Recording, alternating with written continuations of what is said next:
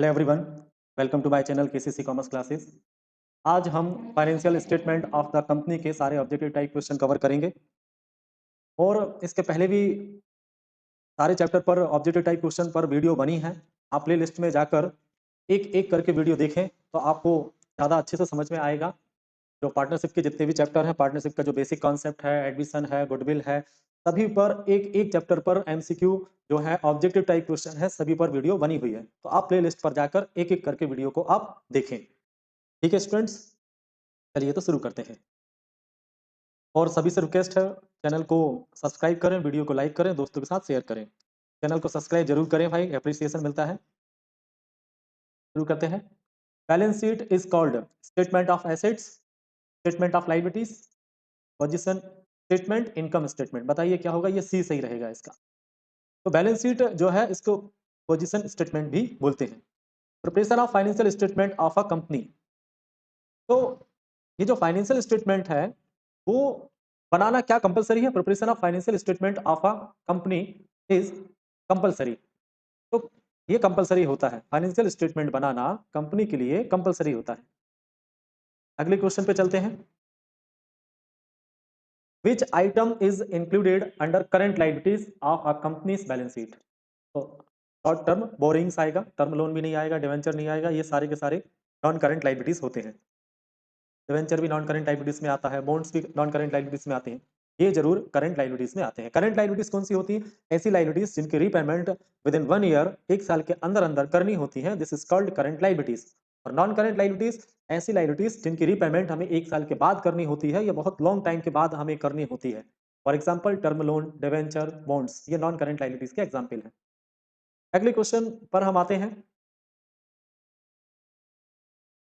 Calls unpaid will be deducted from, जिसे हम calls in arrear भी बोलते हैं। कॉल्स इन एरियर क्या होता है? जब हम शेयर इशू करते हैं और जो शेयर होल्डर बनना चाहते हैं उनसे हम पैसा इंस्टॉलमेंट में लेते हैं, और जब वो किसी एक भी इंस्टॉलमेंट का पैसा एक इंस्टॉलमेंट का पैसा नहीं देते हैं, मान के चलते हैं फर्स्ट कॉल का हमने पैसा उनसे मांगा और उन्होंने नहीं दिया, तो उससे हम कॉल्स अनपेड बोल सकते हैं या कॉल्स इन एरियर भी बोल सकते हैं। तो इसको क्या इसका ट्रीटमेंट कैसे हम करते हैं? इसको सब्सक्राइब्ड जो कैपिटल होती है उससे हम माइनस करते हैं, डिडक्ट करते हैं, माइनस करते हैं। Clear students? अगला हमारा जो क्वेश्चन है, the format of companies balance sheet as per companies act 2013 is given in following schedule. इसका आंसर रहेगा शेड्यूल 3 पार्ट 1। आईएमपी है ये, शेड्यूल 3 पार्ट 1।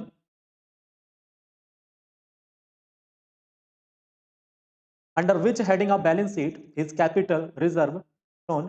करंट लायबिलिटीज भी नहीं होगा, शेयर कैपिटल भी नहीं होगा, मिसलेनियस एक्सपेंडिचर भी नहीं होगा, reserve and surplus. Right answer क्या है? Reserve and surplus. अब देखते हैं फिफ्थ के बाद हमारा सिक्स, फिफ्थ के बाद ये फिफ्थ नंबर का है, सिक्स, सॉरी सिक्स भी हो गया, अब ये 7 नंबर का है। 7 नंबर के एमसीक्यू में which of the following is a part of financial statement of company? Statement of profit and loss, ये भी फाइनेंशियल स्टेटमेंट का ही पार्ट होता है, बैलेंस शीट भी फाइनेंशियल स्टेटमेंट का पार्ट होता है। तो इसका करेक्ट आंसर रहेगा D, A and B both, दोनों। ठीक है, नन ऑफ दीज नहीं होगा। अब है हमारा अगला question, fill in the blank. Fill in the blanks में unclaimed dividend is shown on the side liability side of balance sheet, इस साइड liability साइड। ठीक है, तो liability साइड इसको रिकॉर्ड किया जाता है। फर्स्ट के बाद सेकंड है, companies act 2013 the balance sheet is prepared according to schedule. बताइए, अभी एमसीक्यू में आया था, इसका रहेगा answer schedule 3 part 1, schedule 3 part 1, ये इसका आंसर रहेगा सेकंड का। Third, debit balance of profit and loss statement will be shown under the head reserve and surplus as a negative item. इसका आंसर क्या रहेगा? Negative item. Financial statement are, इसका answer क्या रहेगा? क्वांटिटिव फैक्ट, क्वांटिटिव फैक्ट इसका answer रहेगा। Proposed dividend is shown in the heading current liabilities, तो current liabilities का आंसर रहेगा। Security premium reserve is shown in the heading reserve and surplus, इसका answer रहेगा रिजर्व एंड सरप्लस।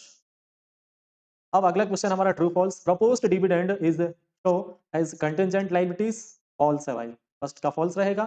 सेकंड है the financial statement of a business, the financial statement of business include cash flow statement, बिल्कुल सही है, ये true रहेगा। उसके बाद थर्ड है financial statement include both profit and loss statement and balance sheet, बिल्कुल सही, दोनों आते हैं, ये ट्रू रहेगा। थर्ड के बाद अब फोर्थ वाले में in the Companies Act 2013 only vertical format has been prescribed for the balance sheet of a company, true है। फिफ्थ है companies balance sheet can prepared in horizontal form, horizontal नहीं होता भाई, वर्टिकल होता है, ठीक है, अभी आया था, तो ये फॉल्स रहेगा।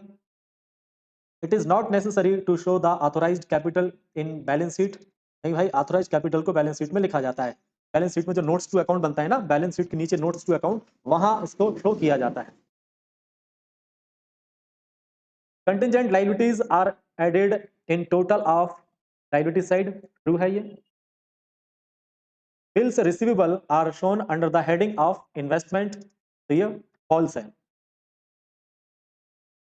वन वर्ड पे आ जाइए, वन वर्ड में in which heading of profit and loss of companies तो according to schedule, according to schedule क्या आएगा इसका, reserve and surplus.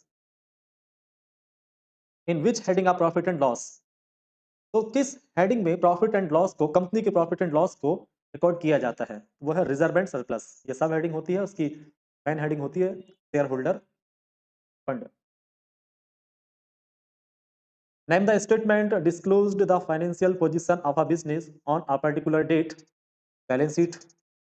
Third, in which heading of security premium of the company shown reserve and surplus, ठीक है, security premium को कहाँ लिखा जाता है, कौन सी हेडिंग होती है, रिजर्व एंड सरप्लस के अंडर सिक्योरिटी प्रीमियम को रिकॉर्ड किया जाता है। थर्ड के बाद फोर्थ है in which form a company can balance sheet vertical, अभी आया था ये, तो वर्टिकल रहेगा। Under which heading stock is shown in the balance sheet, current assets में आएगा, द करेंट एसेट्स। अब मैच द कॉलम में आ जाते हैं। Underwriting commission, underwriter. Preliminary expense, ये ऐसे एक्सपेंस होते हैं जब कंपनी का फॉर्मेशन होता है, expense incurred during formation of company. Contingent liabilities, external liabilities. Unclaimed dividend, unclaimed dividend का क्या होगा, the amount which has not been claimed by shareholder, ये होगा। और एक ही बचा है, कौन सा हमारा, डिविजिबल प्रॉफिट, तो इसका डी ही होगा, amount which is keeped for distribution to shareholder. आशा करता हूँ ये वीडियो आपको यूजफुल लगी होगी। यदि ये वीडियो आपको यूजफुल लगी है तो चैनल को सब्सक्राइब करें, सब्सक्राइब कर दिया करें यार, एप्रिसिएशन मिलता है, अच्छा लगता है। और आपको किसी भी टॉपिक पर यदि वीडियो चाहिए तो आप मुझे कमेंट्स कर सकते हैं।